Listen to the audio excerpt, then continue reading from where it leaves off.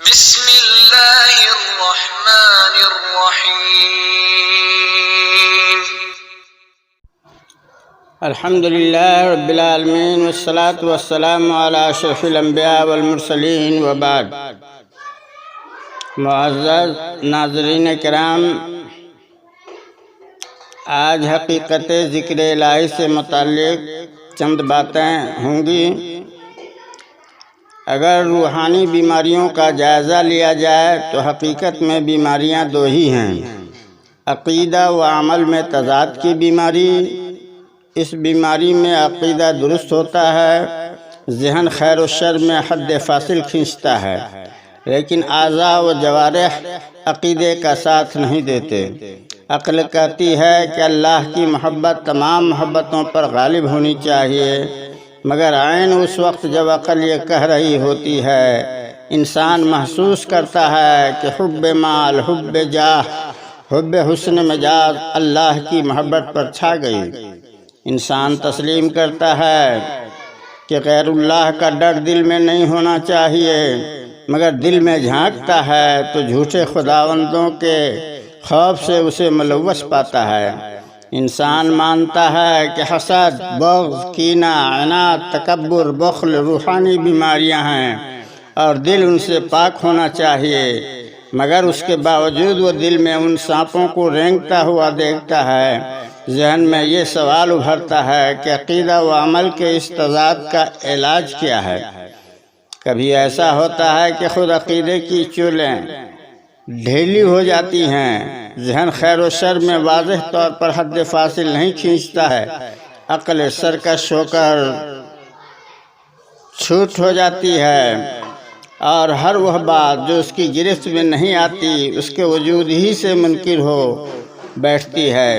اس بیماری میں سوچنے کا انداز یوں ہوتا ہے جانے اس کائنات کا نظام چلانے والا کوئی ہے بھی کہ نہیں، وہی وہ تنزیل کی حقیقت کیا ہے، اور وہی غیر مری، ملائکہ کا وجود غیر مری، خدا کی ہستی ناقابل ادراک، روح کا کوئی مستقل وجود ہے، یا حیات مادے ہی کا خاصہ ہے اور مادے سے ہٹ کر حیات کا کوئی وجود نہیں؟ پھر حیات بعد الممات کیا ہے؟ معزز سامعین و سامعات، اس مسئلے کی وضاحت اس طرح سماعت فرمائیے کہ شیطان ہمارا دشمن ہے۔ ان الشیطان للانسان عدو مبین۔ دوسری جگہ رب العالمین فرماتا ہے یقیناً شیطان تمہارا دشمن ہے، اسے دل و دماغ کی ہم آہنگی کے ساتھ دشمن سمجھو۔ اب ہمیں سمجھنا یہ ہے کہ شیطان کی حقیقت کیا ہے۔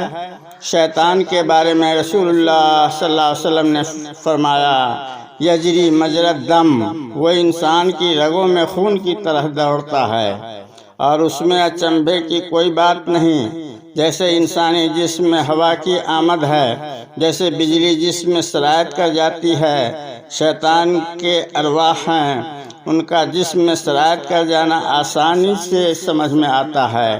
شیطان بڑا گھاٹ اور خراٹ ہے، وہ سرد و گرم کو پہچانتا ہے، اس نے چرخ کی انگنت گردشیں دیکھی ہیں اور وہ ہر شخص کی کمزوریوں پر نظر رکھتا ہے اور نفس کے کمزور ترین حصے کو چھوتا ہے۔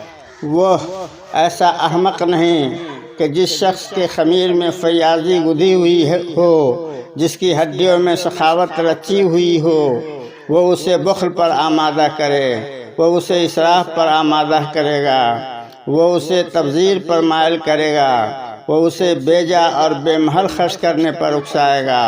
وہ ایک نازک مزاج شاعر کو قتل و غارت پر آمادہ نہیں کرے گا۔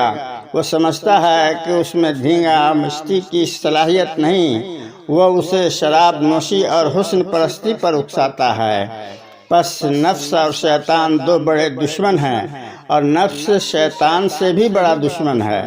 آدم و حوا کو شیطان نے بہکایا، فَأَضَلَّهُمَا الشَّيْطَانُ، مگر خود شیطان کو کس نے بہکایا؟ اسے نفس ہی نے بہکایا۔ اس وقت تو کوئی اور شیطان نہ تھا۔ اب سماعت فرمائیے کہ اب سوال یہ ہے کہ نفس اور شیطان کو کیسے پچھاڑیں۔ انہیں پچھاڑنے کے لیے ناگزیر ہے کہ پہلے کتاب و سنت کی روشنی میں ان کی حقیقت معلوم کریں۔ امام بخاری رحمہ اللہ نے اپنے حضرت ابن عباس رضی اللہ تعالیٰ عنہ سے روایت کی ہے کہ رسول اللہ صلی اللہ علیہ وسلم نے فرمایا، بخاری شریف کی روایت ہے، شیطان آدمی کے دل پر جم کر بیٹھتا ہے، جب آدمی اللہ کا ذکر کرتا ہے تو پیچھے ہٹ جاتا ہے، اور جو ہی انسان ذکر سے غافل ہوتا ہے جی میں وسوسے ڈالتا ہے۔ اس حدیث سے معلوم ہوا کہ جب انسان اللہ کا ذکر کرتا ہے تو شیطان کو جو ابن آدم کے دل پر جم کے بیٹھتا ہے اور رگوں میں خون بن کر دوڑتا ہے، آدمی کے جسے سے باہر آنا پڑتا ہے، اور جب تک آدمی ذکر میں مشغول رہتا ہے ذکر کا نور اسے قریب نہیں آنے دیتا۔ معزز سامعین و سامعات، آپ یقین کیجئے کہ جو لوگ اللہ کے ذکر سے غافل ہیں، شیاطین نے ان کے سینے کو اپنا نشیمن بنا رکھا ہے۔ وَمَنْ يَعْشُ عَنْ ذِكْرِ الرَّحْمَنِ نُقَيِّضْ لَهُ شَيْطَانًا فَهُوَ لَهُ قَرِينٌ 43-36۔ جو شخص اس رحم کرنے والے آقا کے ذکر سے اندھا ہو جاتا ہے، ہم اس پر شیطان مقرر کر دیتے ہیں، اور وہ شیطان ہر وقت اس کے ساتھ رہتا ہے۔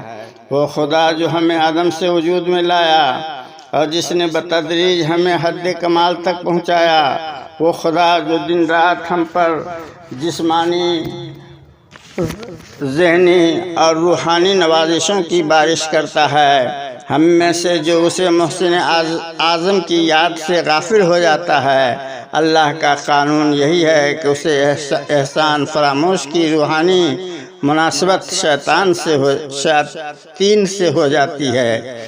ذکر الہی چونکہ شیطان کے حق میں بمباری سے کم نہیں، اس لیے وہ جس پر مسلط ہوتا ہے پہلا کام یہ کرتا ہے کہ اسے اللہ کے ذکر سے غافل کر دیتا ہے۔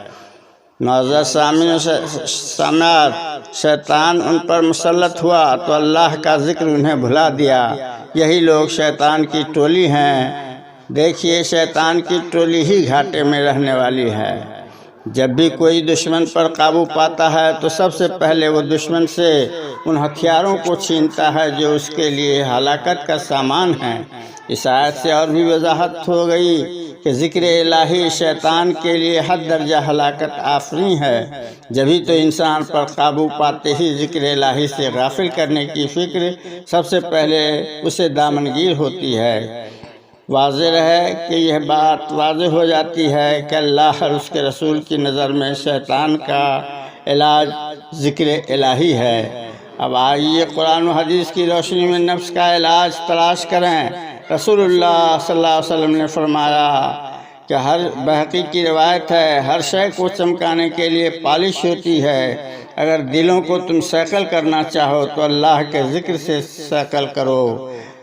پس چاہیے کہ اگر دل حسد، بغض، تکبر، بخل کے گرد و غبار سے صاف کرنا چاہو تو اس کی تدبیر ذکر الہی ہے۔ وباللہ التوفیق، وصلی اللہ علی سیدنا محمد وعلی آلہ وصحبہ اجمعین۔